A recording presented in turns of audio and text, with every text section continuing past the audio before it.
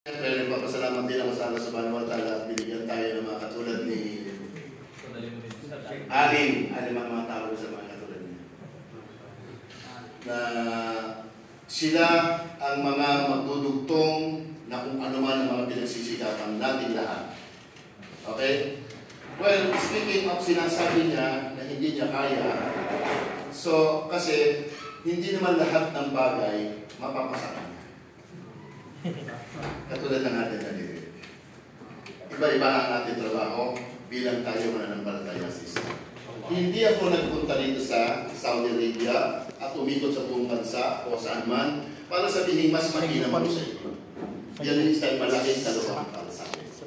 Napunta ko dito dahil inisip ko, dahil ito rin naman ang aking, kumbaga nung ako pa'y kupar, ito rin ang aking mga sistema. So, bakit ko nagawa ko noon, bakit hindi ko nagawa ngayon? So, nagpunta ko rito kung ano lang yung kayang may contribute ko na mapapabuti ako, inshallah, pagdating ng kabilang buhay. At syempre, inshallah, mga minamahal ko mga kapatid, sana mapagtagumpayan natin ang lahat na kung ano man ang ating pinagsisikapan sa bawat sandali ng ating buhay. Tatandaan niyo mga minamahal ko mga kapatid, tatandaan niyo ito. Simple lang kayong nakaupo dyan. Simple lang kayong nakaupo. Simple lang kayong pumasok dito. Simple lang din inyong pinakinggan ng mga dawa, ng mga daiya, kung paano, ano naging dahilan, kung bakit tayo naging balik Islam. Take note. Kanina nagsasalita ang ating mahal na alim. Hindi ko alam kung ano ang sistema ng pagiging Kristiyano. Tatandaan, while hindi tayo naging Muslim because of you, o because of me, o because of him, because of Allah subhanahu wa ta'ala. Kasi bakit? Kung ibabalik ko yung pagkatao ko ng ating Kristiyano, hindi ko akalain paano ko tinatanggap ang mga paliwanag, ang mga aralin at turo ng mga ulama. Na kung saan dun din naman nila pinag-aralan, kinuha kanilang kaalaman doon sa muling kasulatan ng Quran. So maliwanag ang pinakamaginam na taupik ng Allah subhanahu wa ta'ala, yung binuksan niya ang ating kaisipan at puso. Yun ang pinakamaginam sa lahat. Kaya hindi tayo nagpalaganap sa Islam, hindi po yung sasabihin na naging Muslim siya o naging ginawa ko siyang Muslim. Never. Hindi ko patotoo yun. Anyway, allow me to explain myself actually. My name is Ernesto Cruz. Okay? I was born Catholic. My blood is pure actually. Kasi tayo mga Pilipino naman, hindi naman tayo mga Pilipino eh. Di ba? Mga siguro sa inyo, mga lahi kayo na iba yung Koreano, yung iba German, yung iba, ano. Pero totoo lang, kasi paano, ang bansa natin, laruan ng iba't ibang bansa. Laruan lang tayo eh.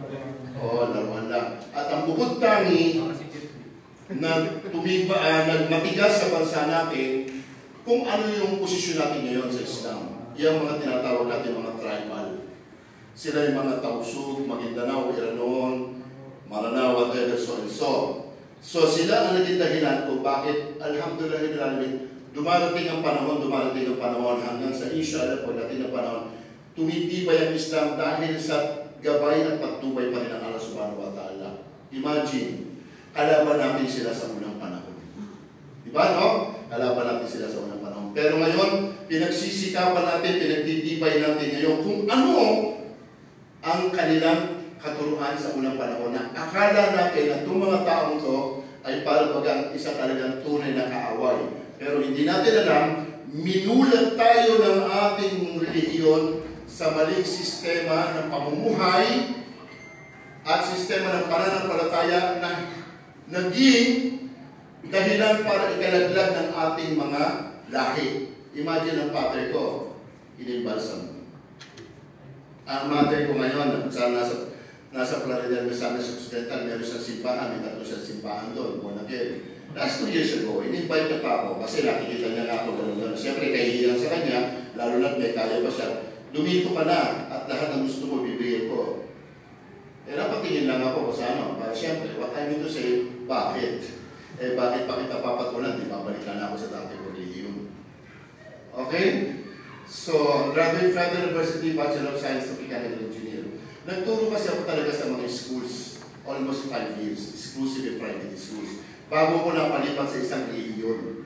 Hindi ko napapanggitin kasi marami kasi cellphone, at syempre, yung iba niya naka-live, at baka mamaya magbalik ko Pilipinas, sa airport pala, magiginoy Aquino ako.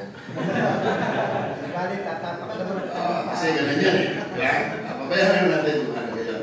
So, ibig ko sabihin mga minamahal ko mga kapatid, napakaswerte ng bawat isa sa atin, napakaswerte natin lahat. Sa pagsisikap ng mga kapatid natin, mga Arabo at kapwa natin Pilipino, eto tayo ngayon, nag-aaral, nagpipilit tayo matuto at matuto pa at matuto pa. At sana, inshallah, huwag tayong mamatay na hindi natin kasama ang ating pamilya. Sana, inshallah. Kaya naman, mga minamahal ko mga kapatid, so very sad to say to her, no? Pagtugtog ko pa lang hanggang ngayon, pagkakit ko pala dito, na nagkakaroon ng problema ang bansa ito na mukha atang nagkakaroon ng limitasyon ang mga kung ano-ano mang suporta para sa pagpapalaganap ng ating kaisahan. Kanina habang nagsasalita siya at nandun ako sa likod, nakikita ko na ang pagbabago ng Islam sa bansa. Napakalaki na ng pagbabago natin. At tingin ko, mga another additional 10 years pa, malakas na tayo. Meron lang po isang bagay na itindihin at may papaabot sa inyo, mga minamahal ko mga kapatid. Huwag po kayong papayag na nag-aaral kayo dito pagbalik sa Pilipinas, ay babalik ulit kayo sa dati ninyong pananampalataya. Kasi bakit? Katakutan po ninyo kung ano man yung sinasabi niya at sinasabi pa ng mga ibang pinakikinggan natin na wala silang sawa ng kababasa, pag-aaral, etc. blah blah blah.